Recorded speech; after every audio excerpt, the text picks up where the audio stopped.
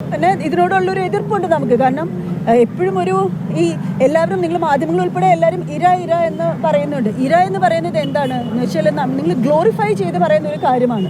രണ്ട് വ്യക്തികളാണ് ഇവിടെ ഉള്ളത്. ആ രണ്ട് വ്യക്തികളിൽ ശരിയും തെറ്റും രണ്ടുപേരുടെ ഭാഗത്തും ഉണ്ടാവും. അപ്പോൾ ഒരാൾ എങ്ങനെ ഇരയായി മാറുന്നു, മറ്റൊരാളെങ്ങനെ? അപ്പം അതിനെതിരെ സംസാരിച്ച ഒരാൾക്ക് ഇപ്പോൾ ബെയിൽ പോലും റിജക്ട് ചെയ്യുന്ന രീതിയിൽ ജയിലിൽ ചെലവഴിക്കേണ്ടി വരുന്നു എന്നുള്ളതിനുള്ള എതിർപ്പ്.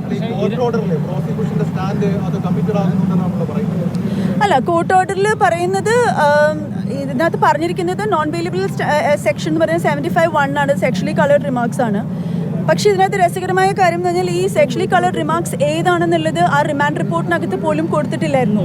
ഇപ്പോൾ കോടതിയിൽ ഞാൻ ഉണ്ടായിരുന്നു, അപ്പോൾ ഇത് കേൾക്കുകയാണ്. അപ്പം എന്താണ് ഈ സെക്ഷലി കളേർഡ് റിമാർക്സ് ചോദിക്കുമ്പോൾ പോലീസ് പറയുന്നത് അത് നമ്മൾ നോക്കിയിട്ട് പറയാമെന്നാണ്. അപ്പം എന്താണെന്ന് പോലും അറിയാതെ അങ്ങ് എടുത്തിട്ട് എന്താ പറയുക ഒരു ക്ലോസ് ഇട്ടു എന്നുള്ളതാണ് പറഞ്ഞിരിക്കുന്നത്.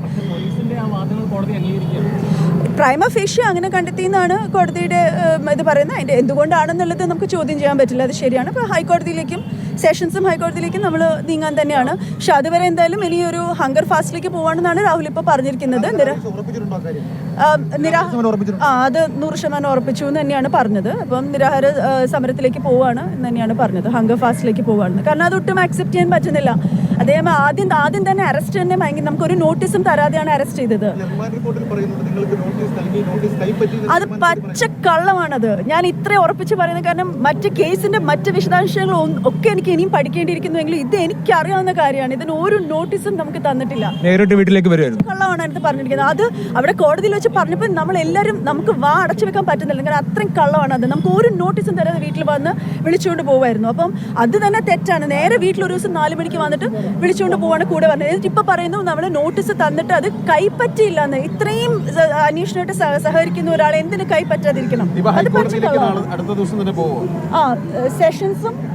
സെഷൻസ് മൂവിയും ഹൈക്കോടതിയിലേക്ക് മൂവിയും അത് 100% ഉറപ്പാണ്. നിരാഹാരം അനുഷ്ഠിക്കും. ഒരാൾ ചേട്ടൻ ചെയ്യുന്നതാണ് പറഞ്ഞിരിക്കുന്നത്. നിയമപരമായ കാര്യങ്ങൾ നേരിടും എന്നുള്ളതാണ്. നിയമപരമായി തന്നെയാണ് ഈ നിരാഹാര സമരമായിട്ട് ചെയ്യുന്നത്. പൂജപ്പുര ജില്ലാ ജയിലിലേക്കാണ്.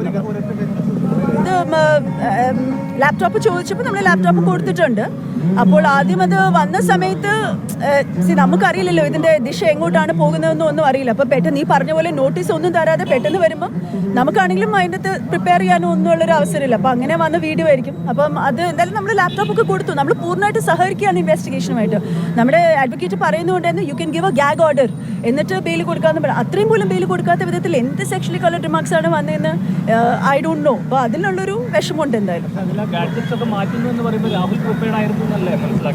അതിനെക്കുറിച്ച് എനിക്കറിയില്ല, ഞാനത് കണ്ടിട്ടില്ല, എനിക്കറിയത്തില്ല. പക്ഷെ നമ്മൾ ഹാൻഡ് ഓവർ ചെയ്തിട്ടുണ്ടല്ലോ. വളരെ അൺഫെയർ ആയ ഒരു വിധിയായിട്ടാണ് തോന്നുന്നത്. നമ്മൾ ബെയിൽ എക്സ്പെക്ട് ചെയ്തു, പക്ഷെ അത് റിജക്റ്റ് ആയതിലും നല്ല വിഷമമുണ്ട്. കാരണം സത്യത്തിൽ അത് രാഹുൽ ഈശ്വർ ചെയ്ത ഒരു തെറ്റാണോ എന്ന് ചോദിച്ചാൽ രാഹുൽ ഈശ്വർ ഒരു കാര്യത്തിന് വേണ്ടി സംസാരിച്ചതിൻ്റെ പേരിൽ ഇങ്ങനെ ഒരു അറസ്റ്റ്, ബെയിലില്ലാത്ത രീതിയിൽ അറസ്റ്റ് വരിക എന്ന് പറഞ്ഞപ്പോൾ അതിലൊരു ഭാര്യ എന്ന രീതിയിലും ഒക്കെ വിഷമമുണ്ട്.